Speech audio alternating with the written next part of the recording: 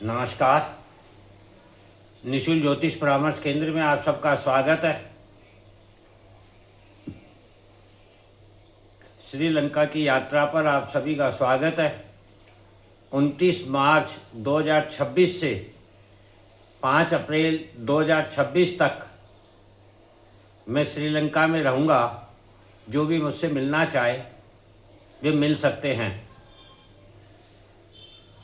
अब हम विचार करते हैं कि सभी धर्मों के ग्रंथ हमें क्या सिखाते हैं।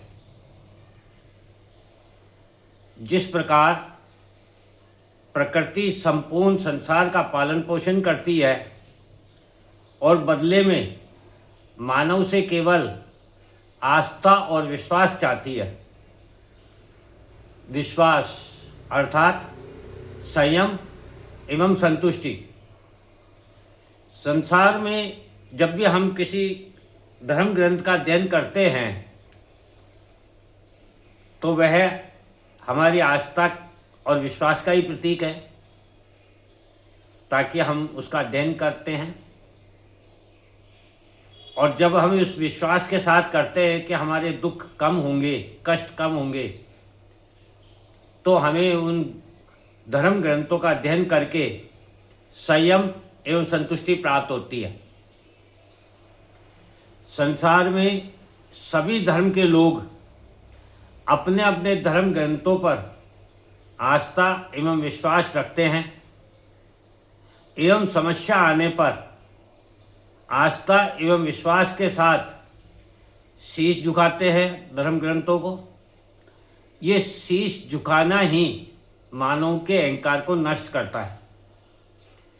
और पिछले 30 वर्षों में आपने देखा होगा कि बच्चों ने माता पिता, गुरु, बुजुर्ग के सामने शीश झुकाना बंद कर दिया है, जिसके कारण बच्चे अहंकारी हो गए हैं। और अहंकार ही उनके जीवन की सबसे बड़ी समस्या है।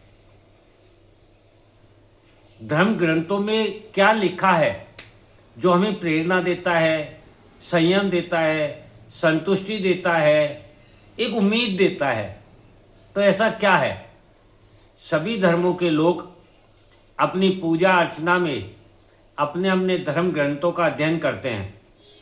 और सभी धर्म ग्रंथों में जिसके प्रति हमारी आस्था एवं विश्वास है, फिर वह चाहे रामायण हो, सुंदरकांड हो, भगवत गीता हो, दुर्गा सप्तशती हो, या किसी और धर्म के किसी और ग्रंथ की बात हो,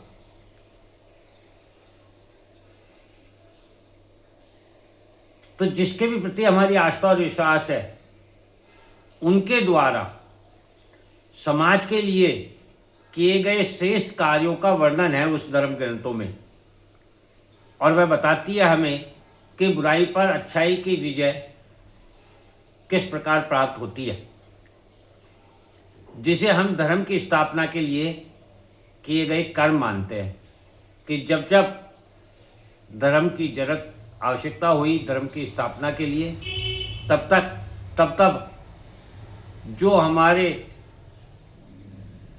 ईश्वर है, प्रभु है, या जिनके प्रति हमारी आस्था और विश्वास है, उन्होंने क्या क्या श्रेष्ठ कार्य किए हैं। तो धर्म ग्रंथ में क्या सिखा रहे हैं?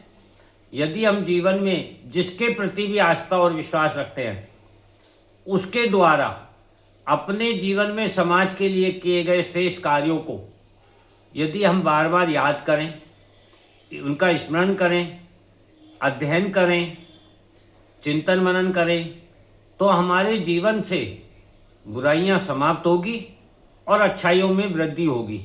यही सिखाते हैं धर्म ग्रंथ में। और जब बुराइयां समाप्त होगी तो क्या कोई समस्या हमें परेशान कर सकती है क्या? नहीं ना। क्योंकि जब हम अच्छाइयों का स्मरण करते हैं तो अच्छाइयाँ हमारी ओर आकर्षित होती है, जो एक सुरक्षा कवच हमारे चारों ओर बना देती है। हमारे धर्म ग्रंथों का अध्ययन करना, स्मरण करने का यही मकसद है, ना कि हमारे जीवन से समस्याएं एवं बुराइयां समाप्त हो जाए और हमें शुभ एवं श्रेष्ठ फल प्राप्त हो।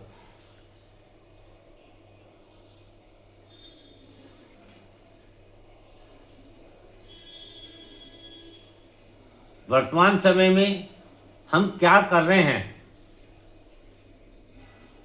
पिछले 30 वर्षों से निरंतर हम अपने माता पिता, गुरु, बुजुर्ग, स्वामी, मालिक, अधिकारी, राजा के द्वारा अपने जीवन में किए गए श्रेष्ठ कार्यों का स्मरण करने के स्थान पर उनमें व्याप्त जो कमियां हैं, जो बुराइयां हैं, उनका स्मरण कर रहे हैं।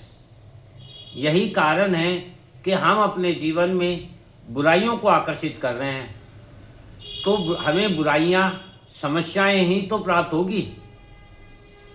तो इसमें दोष किसका? हमारे बुजुर्गों का या हमारे स्वयं का? इसको समझना है।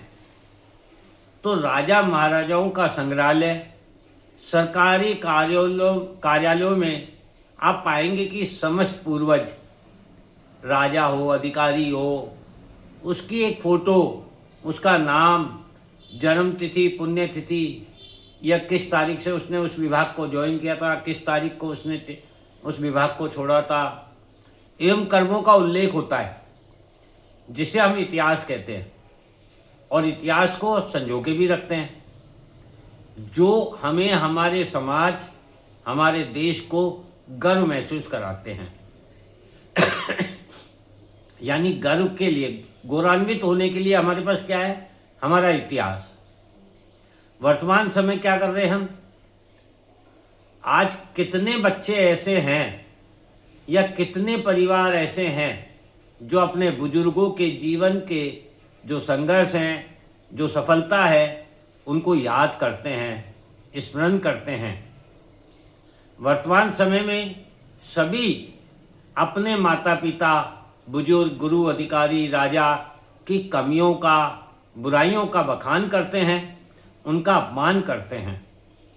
आप उनका अपमान कर रहे हैं, जिसकी बदौलत आपको जीवन प्राप्त हुआ है। किसका अपमान कर रहे हैं? जिनके कारण आपको ये जीवन प्राप्त हुआ है, जिससे आपको समाज प्राप्त हुआ है, आपको पहचान प्राप्त हुई है, उसका आप अपमान कर रहे हैं। और जब तक आप अपने जीवन में किसी की भी कमियां या बुराइयां देखते रहेंगे, तब तक आप अपने जीवन में बुराइयों को ही आकर्षित करते रहेंगे और समस्याओं से घिरे रहेंगे। तो निष्कर्ष क्या निकलता है कि आप स्वयं अपने अच्छे समय को याद करें, आपको जीवन में जो कुछ प्राप्त हुआ है उसको याद करें, बुरी यादें, बुरा समय को याद ना करें। जो नहीं मिला उसको प्राप्त करने के लिए संघर्ष करें, किसी को दोष ना दें। यही जीवन की सफलता का मंत्र है कि हम अपने बुजुर्गों का सम्मान करें, उनकी अच्छाइयों को याद करें, स्मरण करें,